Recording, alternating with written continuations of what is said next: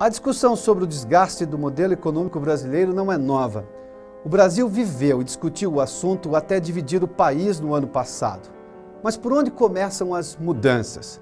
Arturo Pozekansky, diretor do Departamento de Relações Econômicas Internacionais da American University em Washington, vai a um ponto. Não há economia séria no mundo que conviva com metas de inflação entre 6% e 7% ao ano. Professor, se eu fizer uma análise muito rápida do Brasil dos últimos 30 ou 40 anos, começando nos anos 80, nós tivemos uma história brasileira que saiu da ditadura, foi para a democracia, houve muita intensa participação popular, se recuperou o direito de voto, se elegeu presidentes, se demitiu presidentes por impeachment, também com pressão popular, se estabilizou a moeda, o país teve crescimento, teve distribuição de renda melhor, mas hoje o país vive de novo um problema econômico, uma decepção por um modelo equivocado nos últimos anos.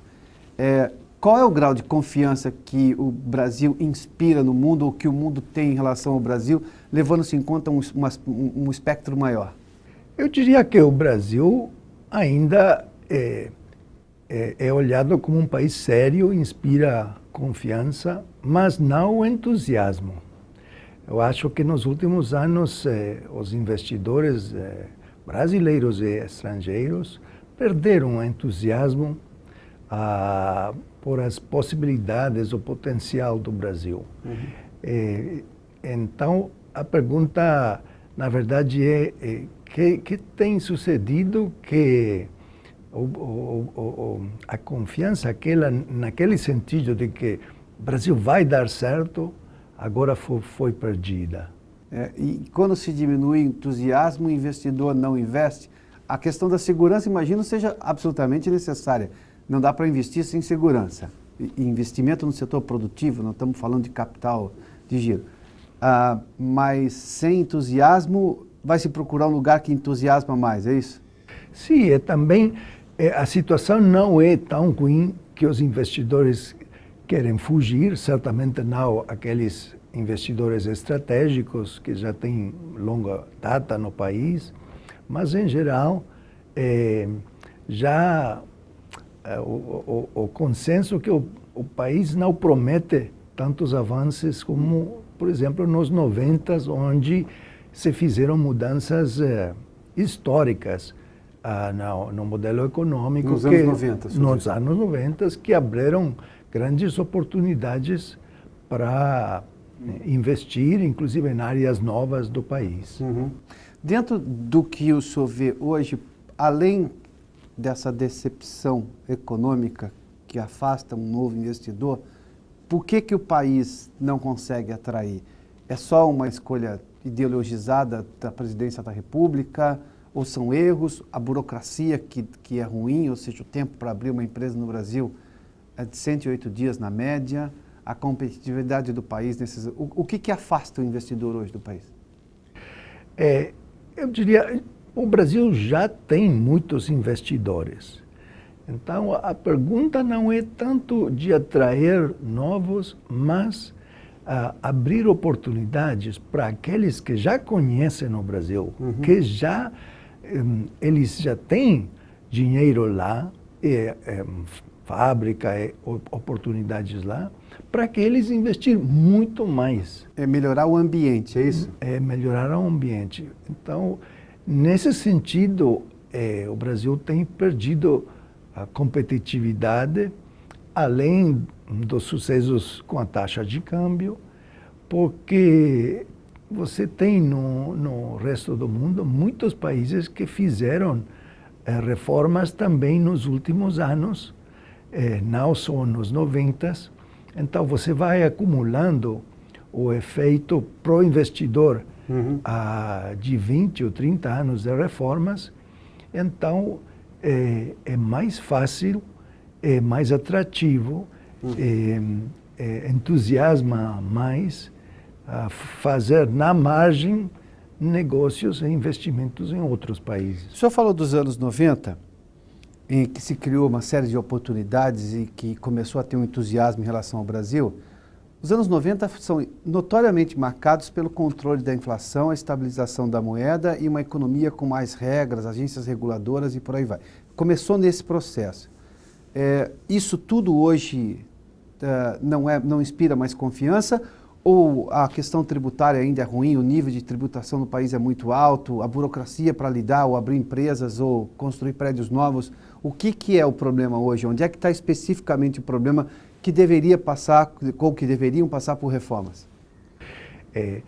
Primeiro, nos 90 também foram anos de abertura, não só da balança comercial, mas também dos fluxos de capital. Uhum.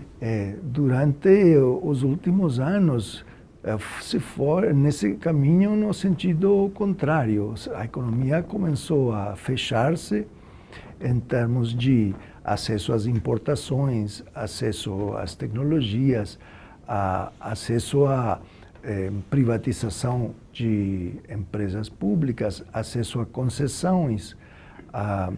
Então, se perdeu o dinamismo daquela abertura dos 90.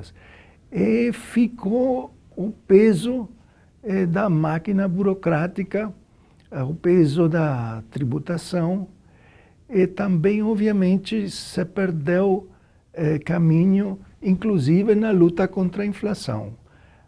País sério não tem metas até 6 ou 7% de inflação, e não tem 6 ou 7% de inflação. Um ano pode ser situação excepcional, mas o Brasil viveu ano tras ano, onde, por exemplo, a taxa de inflação ficou sobre a meta, ou perto de uma meta nada ambiciosa, porque todos os outros países têm meta de 2 a 4, por exemplo, ou 1 a 3. Então, esse é um exemplo onde se avançou muito nos 90, se acabou com a inflação e depois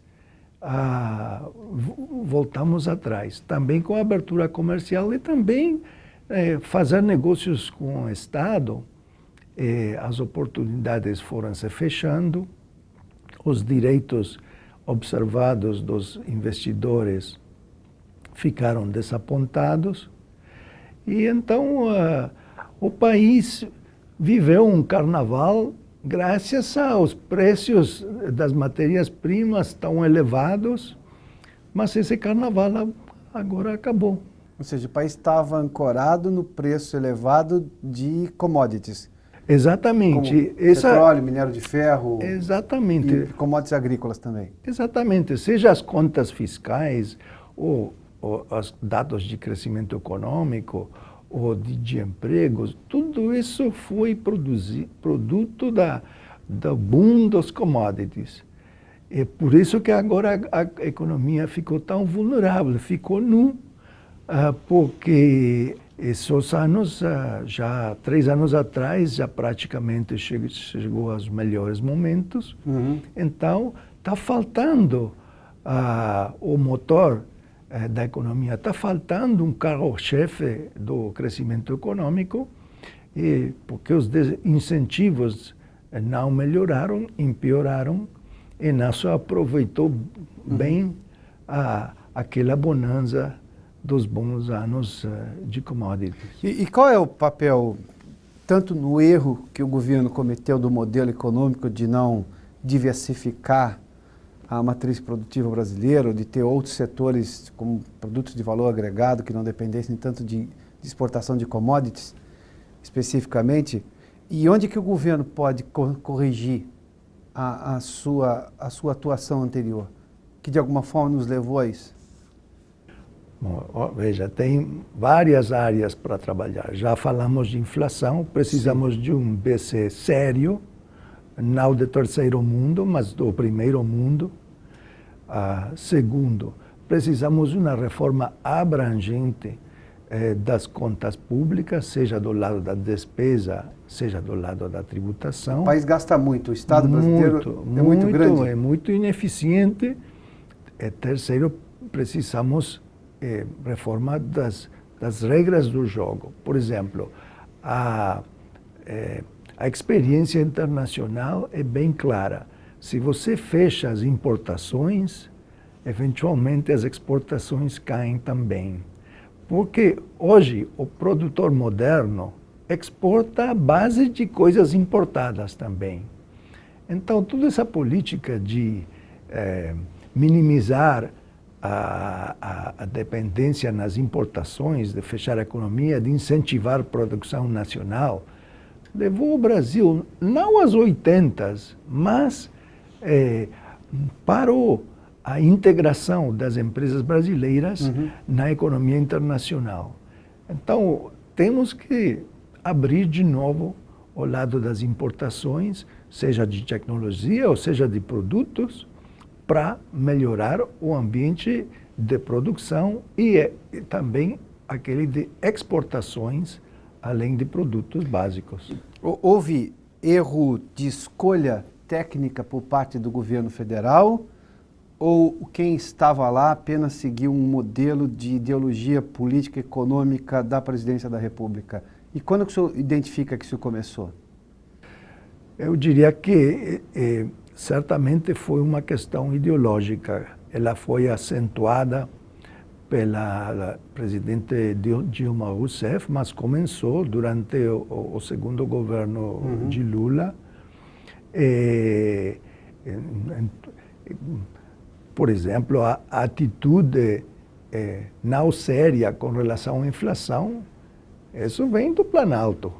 A atitude fechada com relação a parcerias entre o setor público e o setor privado, ou com relação à política de substituição das importações, ela vem do Planalto também. A atitude de que é mais importante melhorar a distribuição da renda que gerar renda, isso vem também da cima. Enfim, o Brasil não foi o único país. Tivemos vários casos na América do Sul de governos eminentemente populistas.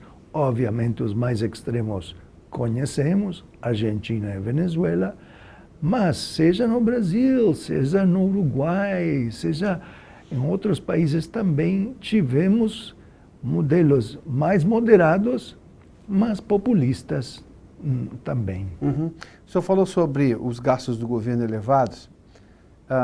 O governo tem uma conta muito clara, muito alta com funcionalismo, com previdência. Os juros que o governo tem que pagar também, de alguma forma, comprometem o que se chama de dinheiro pronto e limpo para investimento.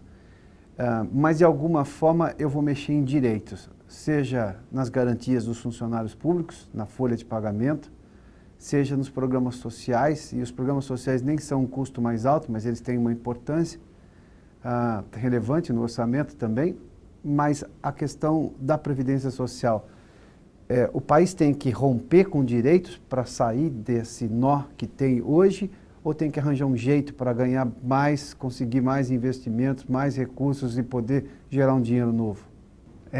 Na verdade, todas as nações vão mudando durante o tempo, seja mudanças demográficas, seja mudanças sociais, ou econômicas, ou políticas. Então, a legislação, as instituições públicas, o funcionariado, tudo tem que mudar também detrás das mudanças do país. E aí o que olhamos um rezago, uma demora muito grande entre a modernização da máquina pública e a modernização desejada do país. Por exemplo, o Brasil demora muito, resiste muito às mudanças? Resiste muito. E nos últimos anos tivemos muito poder concentrado no governo, no setor público. Então se perderam oportunidades de fazer coisas novas, bem feitas, com parcerias com investidores nacionais e estrangeiros. E, por exemplo, todo mundo sabe que o Brasil tem um déficit de infraestrutura. E aí muita coisa que pudesse ser feita pelo setor privado, com um modelo de concessões, por exemplo. Não, você não tem que privatizar tudo, não. Mas tem muitas obras que nem foram feitas pelo governo, nem foram feitas pelo setor privado. Elas simplesmente não foram feitas. Não foram feitas. Então, esse foi um exemplo de uma, eu diria, parte ideológico, parte problema ideológico de abrir as portas a trabalhar junto com o setor privado. É parte também dos funcionários do setor público de querer manter um monopólio em várias áreas, porque se você tem monopólio, você tem poder para fazer coisas direito e também para fazer coisas ruins. Professor, olhando com algum distanciamento, mas tentando enxergar de perto a solução que viria, explicitando, o país experimentou 2 momentos diferentes de conduzir o Estado brasileiro. Alguns com reformas até mais ousadas, o senhor falou dos anos 90, que foi no governo do PSDB, mas que foi criticado porque não olhava para a questão social. Pagou um preço que há 3 eleições perde, embora chegou perto nessa última eleição. O outro governo, que embora tenha seguido parte do modelo econômico, conseguiu no primeiro mandato do presidente Lula, mas o senhor fez uma menção que começou no segundo mandato e no primeiro mandato de Lula e no segundo mandato da presidente Dilma, essa derrocada econômica, o esgotamento desse modelo. O país conhece as 2 experiências. Por que o país não consegue uma alternativa que comungue algo que atenda o social brasileiro, que é muito ruim, a desigualdade social no país ainda é grande, e tente abrir as portas para ter investimento externo que consiga atender a demanda de crescimento brasileiro? Essa questão da infraestrutura que o senhor falou. Eu acho que ainda, na grande maioria do povo brasileiro, existe uma certa uma visão do governo como um governo que tem que ser paternalista, que tem que resolver os problemas da gente, que tem que fazê-lo tudo. Certamente todas as obras sociais ou as obras públicas. Na verdade, o que o Brasil está precisando são líderes, como foi o Fernando Henrique Cardoso, que podem olhar além do que é popular hoje, olhar além do que você tem hoje e tem uma visão do futuro que faz necessário convencer ao povo de fazer as coisas de maneira diferente. E, em geral, eu diria que na última década tivemos governos que só falam sobre melhorar a situação de hoje e falam de fazer as coisas desde o governo de uma maneira que, sim, é popular mesmo. Então, as atitudes têm que mudar. No centro do problema é um problema de atitudes do povo, da gente. Também, o Brasil não é único, porque as pessoas aprovaram a reeleição da Cristina Kirchner, ou aprovaram as reeleições do Hugo Chávez, etc. Porque eles, em geral, gostavam dessa política de dar renda às pessoas mais necessitadas, de resolver os problemas com um decreto, com um empréstimo do Banco Estatal. Uma canetada, é isso? Uma canetada. Então, muitas vezes, a verdade é que os povos têm os governos que merecem. Então, ou você tem nova liderança, mesmo dentro daqueles que estão no poder, ou você tem que esperar até que as pessoas entendem que o modelo está esgotado. 2 perguntas relacionadas a isso. O senhor vê hoje o embate político brasileiro num nível mais alto, levando-se em conta talvez o fato mais recente da eleição mais dividida? E segundo, o senhor vê falta de liderança também no setor privado, ou seja, na sociedade, seja representante de empresas, de sindicatos patronais, de trabalhadores, com esse propósito que todo mundo reclama que o governo não faz, mas propõe exatamente o quê? Além da crítica, que seria muito mais fácil de todo mundo que vive hoje no país. O senhor vê liderança surgindo na sociedade para questionar o governo e propor coisas novas? Sim, eu acho que no Brasil tem muitas forças inteligentes, olhando para o futuro. E mais que nada, tem muitas pessoas que dentro deles estão entendendo que esse modelo já de tirar dinheiro pela janela para resolver tudo, esse modelo já não tem futuro. Sem outro boom de commodities, não tem futuro. E não vamos ter boom de commodities. Aqui o perigo é que os commodities vão seguir baixando mais. Estamos entrando em um ambiente internacional de deflação, não da inflação, estilo brasileiro. Então, vai ser necessário administrar os recursos menores nos próximos anos de uma maneira politicamente aceitável. Quer dizer, não é questão do novo ministro da Fazenda fazer alguns ajustes iniciais e acabou. Ele vai ter que fazer uma tarefa difícil por muitos anos com seus colegas no gabinete, todos empurrando para um futuro melhor, fazendo as mudanças que têm que ser feitas. Senão, o país vai continuar assim como ele está agora. Para um país rico como o Brasil, que é muito diferente dos seus vizinhos em tamanho, em capacidade, ou pelo menos potencial de crescimento, é válido comparar a eficiência do Chile administrativa e comércio externo com a do Brasil? É válido comparar que no Uruguai é muito mais rápido abrir uma empresa, que é um país pequeno se comparado ao Brasil, do que a realidade brasileira, 108 dias para abrir uma empresa? Dá para fazer essa comparação? O Brasil, historicamente, sempre se comparava no máximo com a Argentina, porque tinha lá importância econômica. Mas hoje você tem alguns, o Peru, por exemplo, tem-se outra situação também na Colômbia, sem contar os desastres venezuelanos e argentinos. Mas dá para comparar o Brasil com os seus parceiros ali e vizinhos sul-americanos? Sim, porque eu acho que as práticas boas são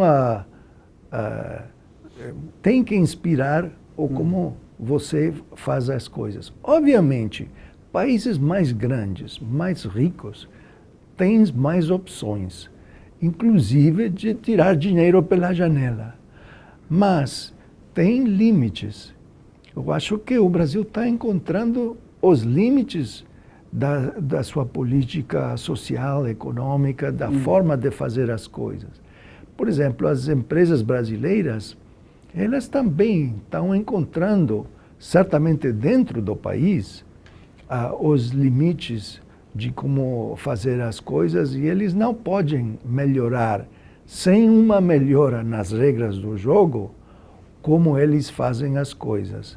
Eles já diminuíram custos, eles já incorporaram nova tecnologia, eles fizeram grande parte do que tem que ser feito, mas as regras do jogo não são favoráveis para um século XXI.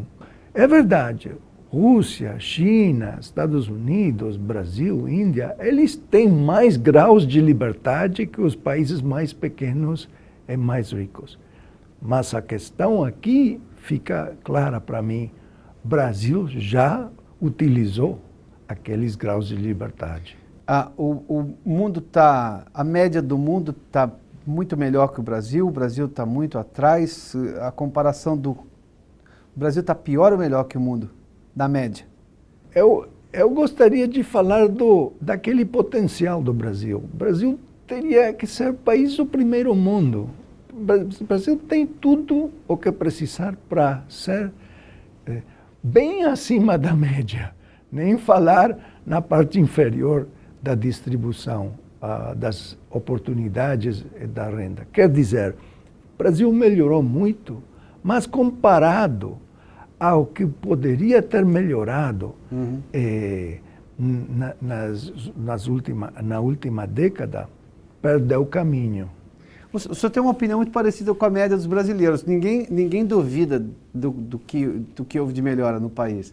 Mas a ambição da média brasileira é maior, né? Eu poderia estar melhor do que estou, embora esteja melhor. Exatamente. O desejo de aumentar a classe média no Brasil, de diminuir a pobreza no país, esse desejo foi conquistado, foi obtido. Mas o futuro pode ser bem melhor. O senhor falou da máquina. O que o senhor espera da máquina do governo nos próximos 4 anos da presidente Dilma? Eu gostaria de pensar que a presidente Dilma aprendeu certas lições de por que as eleições foram tão disputadas, que ela também aprendeu que o modelo dela do primeiro mandato já não funciona. Então, eu gostaria de ver o começo de medidas inovadoras em várias áreas do setor público, abrindo portas, fazendo as coisas de maneira diferente e também aproveitar a crise na confiança pública, a crise dos escândalos, para fazer as coisas melhor. Se não reformamos agora, que as coisas não estão dando certo, então quando vamos a reformar para melhor? Professor, muito obrigado pela entrevista.